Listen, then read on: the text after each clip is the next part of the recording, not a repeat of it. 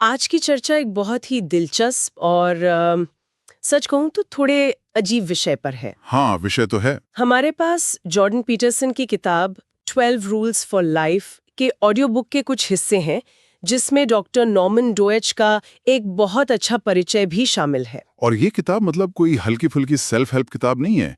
ये व्यक्तिगत जिम्मेदारी, दुख और जिंदगी में मतलब खोजने जैसे बहुत बड़े-बड़े सवालों से निपटती है। बिल्कुल, और हमारा मकसद भी यही है कि इन भारी भरकम आइडियाज को थोड़ा तोड़कर समझें, देखें कि ये हमारी रोजमर्रा की जिंदगी में कैसे काम आ सकते हैं। हाँ, क्या ये वाकई उन चुनौतियों से निपटने में मदद कर सकते हैं, जो हम सब फेस करते हैं? चलिए इसी बात की गहराई में उतरते हैं। तो चलिए शुरू करते हैं एक बहुत ही हैरान करने वाले जीव से, लॉबस्टर।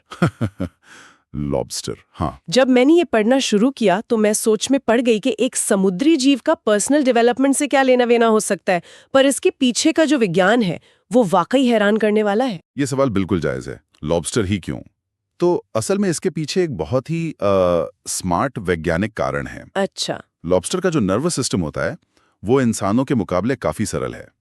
तो वैज्ञानिकों के लिए ये समझना बहुत आसान हो जाता है कि उनके दिमाग में क्या चल रहा है, उनका व्यवहार कैसे कंट्रोल होता है। मतलब उनको स्टडी करके हम अपने बारे में जान सकते हैं। हाँ, एक तरह से ये हमें हमारे अपने बारे में यानी ज्यादा जटिल प्राणियों के बारे में बहुत कुछ बताता है। तो स्रोत बताते हैं कि लॉबस्टर समुद्र के तल पर अपने इलाके के लिए लड़ते हैं, और ये लड़ाई सिर्फ जगह के लिए नहीं होती। नहीं, ये होती है सोशल स्टेटस के लिए। सामाजिक हैसियत, एक पेकिंग ऑर्डर बनाने के लिए। बिल्कुल।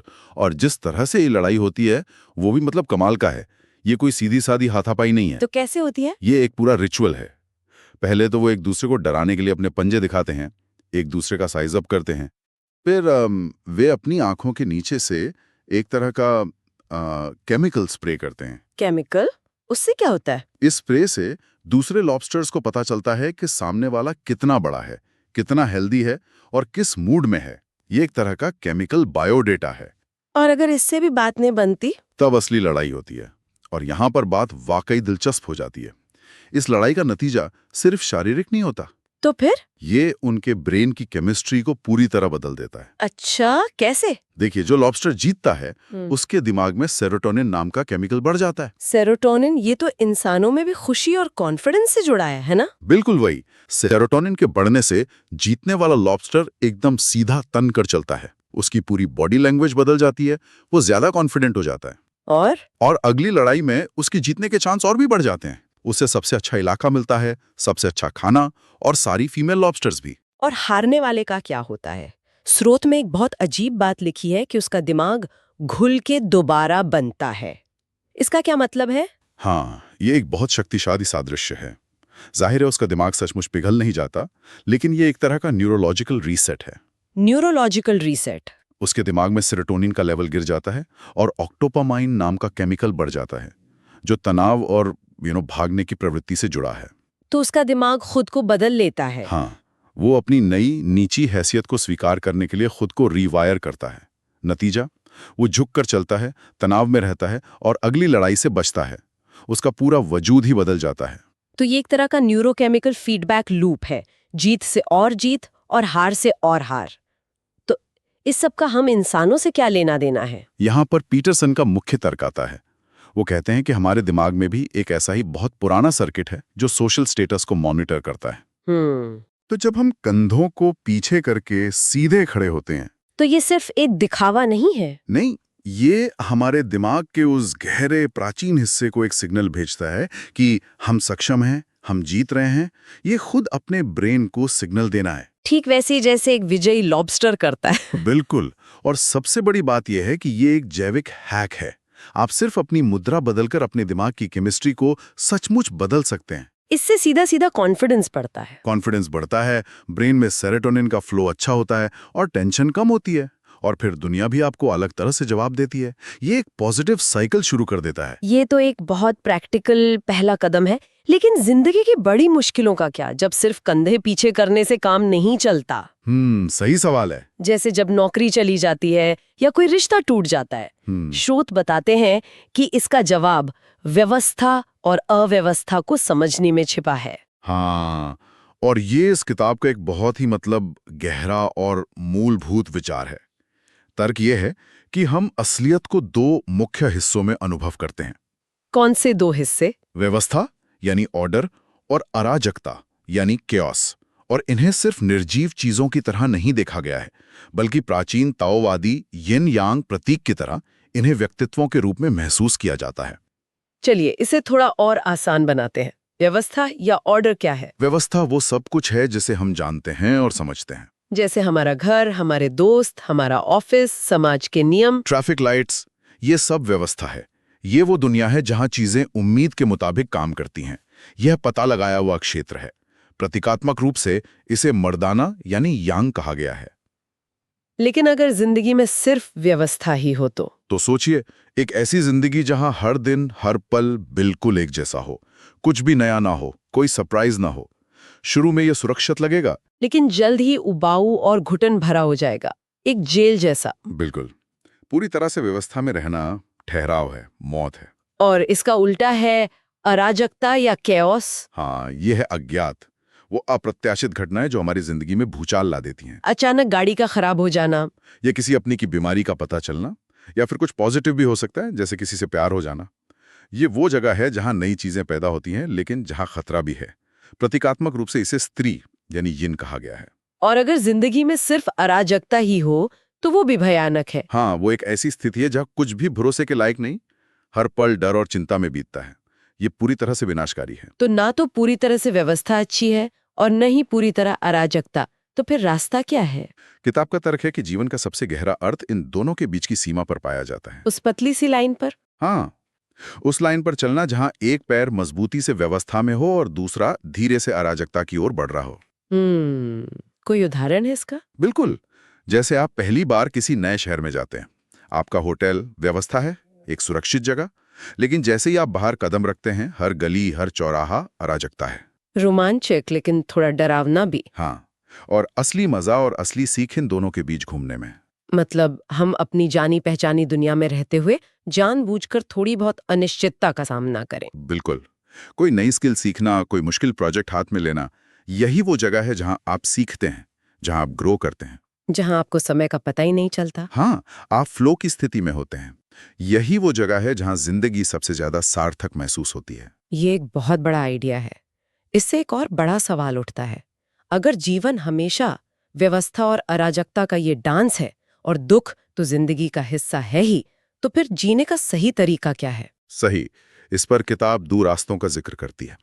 एक है तात्कालिक लाभ यानी एक्सपीरियंसी, और दूसरा है अर्थ यानी मीनिंग का रास्ता। तात्कालिक लाभ का रास्ता तो सुनने में ही आसान लग रहा है, मतलब वो करना जो उस पल में आसान लगे।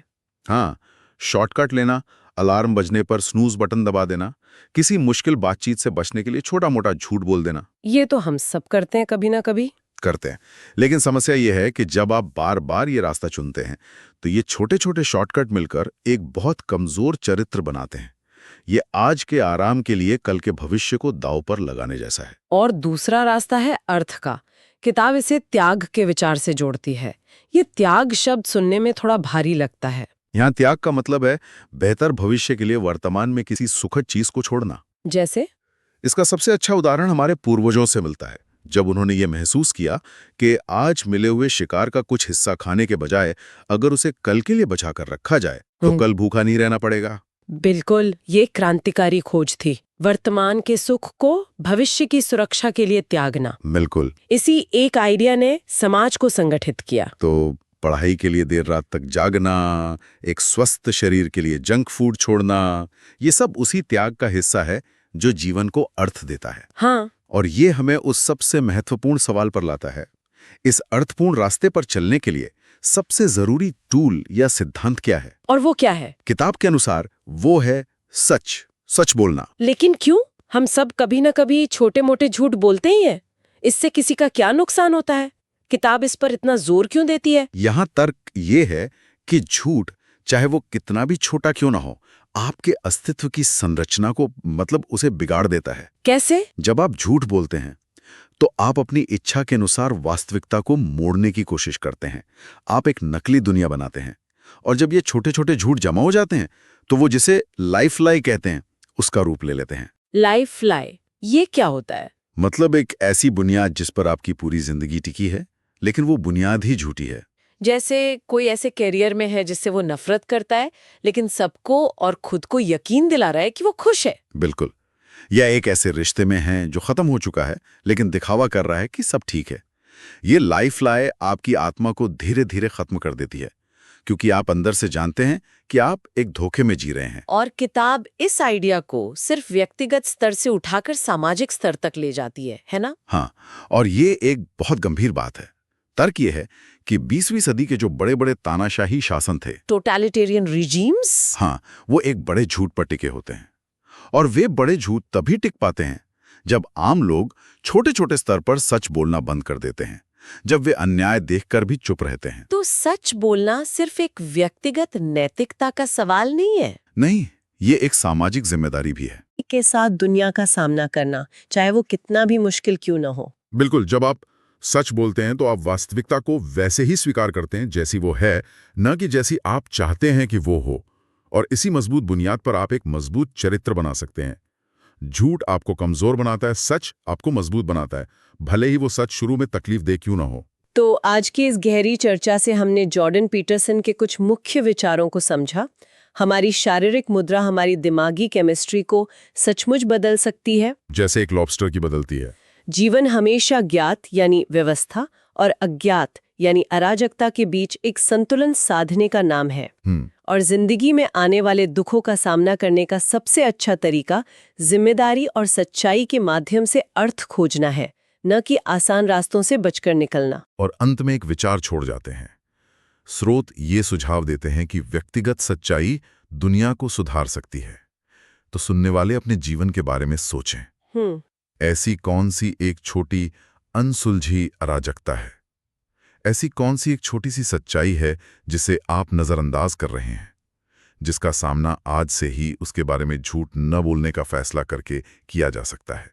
शायद वही सबसे सार्थक शुरुआत हो।